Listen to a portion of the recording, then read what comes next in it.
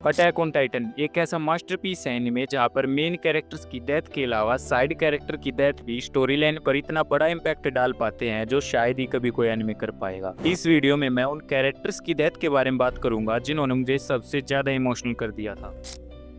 Marlowe एक बड़ा ही ईमानदार और ब्रेव सोल्जर था। मार्लो शुरुआत में तो मिलिट्री पुलिस में था, लेकिन जब उसने करप्ट ऑफिसर्स को इसमें देखा ना तो उसका मिलिट्री पुलिस से विश्वास उठ गया। फिर उसने डिसाइड किया कि वो ज्वाइन करेगा सर्वे कोर्प्स और लड़ेगा फ्रीडम के लिए। मार्लो एक नेचुरल लीडर था, क्योंकि पीस टाइटन के अगेंस्ट जब सभी स्काउट्स चार्ज करते हैं तो एक वही था जिसने कमांडर एरविन के बाद सभी स्काउट्स को आगे बढ़ते रहने के लिए इनकरेज किया था। और फिर एक आखिरी बार वो याद करता है हिच को and then he accept his fate with smile.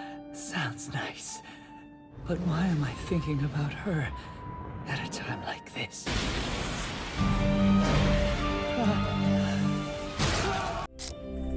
क्या तुमने कभी कोई ऐसा एनिमे देखा है जहाँ पर एनिमे की शुरुआत में तुमको किसी कैरेक्टर की डेथ दिखाई जाए और वो तुमको इमोशनल कर दे? वही डेथ थी कार्ला की। एरन ने अपनी माँ को अपनी आंखों के सामने मरते देखा, लेकिन वो कुछ नहीं कर पाया। इसी मोमेंट से एरन के मन में टाइटन के प्रति हेटेड पैदा हुई थी। कार्ला की डेथ एक बहुत बड़ा टर्निंग पॉइंट था अटैक ऑन टाइटन की स्टोरी लाइन।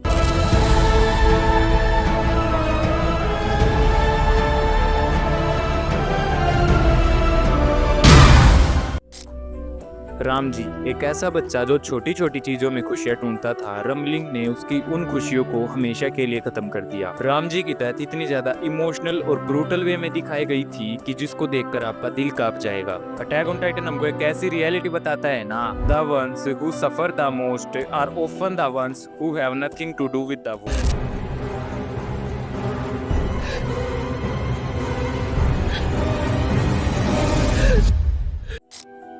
लीवाई स्कॉट, जिसको फीमेल टाइटन ने इतने बेरहमी तरीके से मारा था, उन्होंने अपना सैक्रिफाइस किया था कि वो एरन को बचा सके। पेट्रा जो लीवाई से प्यार करती थी, उसका प्यार उसके साथ ही खत्म हो गया। कैप्टन लीवाई ने एक बार फिर से अपने दोस्तों को खो दिया।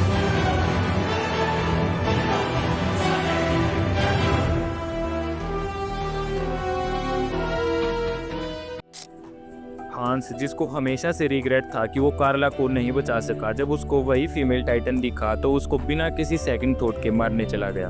हांस की डेथ एरन के सामने हुई, लेकिन वो कुछ नहीं कर पाया। एरन और मिकासा अपना वैसे ही सब कुछ खो चुके थे, लेकिन हांस की डेथ ने उनको बिल्कुल अंदर से तोड़ के रख दिया। अब फैमिली के नाम पर उनके पास कुछ नहीं बचा।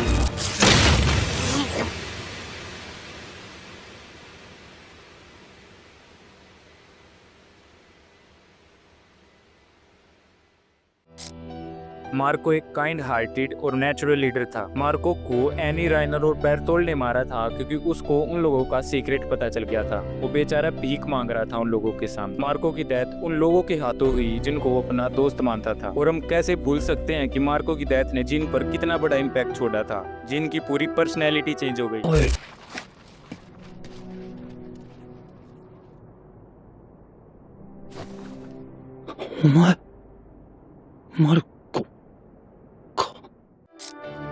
Fluke, one of my favourite character in attack on titan, जिसका कैरेक्टर डेवलपमेंट एकदम बेस्ट था। कमांडर एरविन की स्पीच के बाद उसकी पर्सनैलिटी ऐसी हो गई थी ना कि उसके अंदर लीडरशिप की क्वालिटी कूट कूट के भरी थी। फ्लोक बिलीव करता था एरन में, इसलिए उसने आखिर तक लड़ते लड़ते अपनी जान दे दी ताकि फ्यूचर में पैराडाइज सेफ रहे।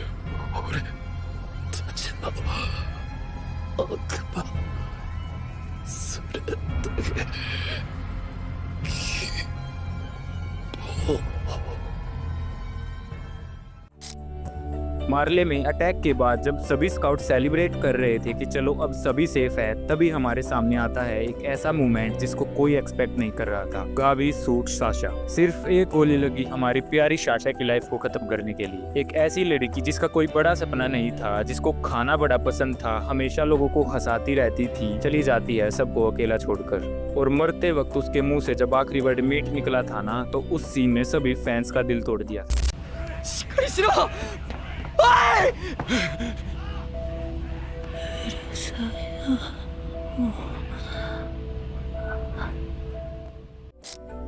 जब रंबलिंग को रोकने का और कोई रास्ता नहीं दिखाई देता, तभी हांजी डिसाइड करती है कि उसे ही रंबलिंग को रोकना होगा और कोलोसल टाइटन की पूरी आर्मी से फाइट करनी होगी ताकि स्काउट्स एस्केप कर सके और एरन को रोक सके।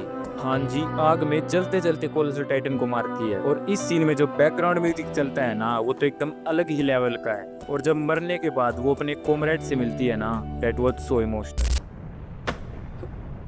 心臓を捧げよ。